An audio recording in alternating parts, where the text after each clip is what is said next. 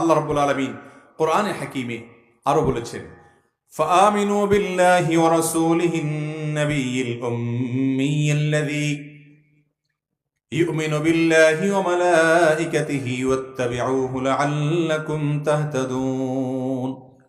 যার অর্থ হলো, হে মুসলমানরা, হে ইমানদাররা, হে দুনিয়ার মানুষ, তোমরা আল্লাহর প্রতি এবং তার রাসূলের প্রতি ঈমান আনো, যিনি নবী, যিনি উম্মি, যিনি আল্লাহ এবং ফেরেশতাদের প্রতি ঈমান এনেছেন। শুধু তার প্রতি ঈমান আনবে, বিশ্বাস করবে, এখানেই ক্ষান্ত হয়নি আল্লাহ এটি বলে।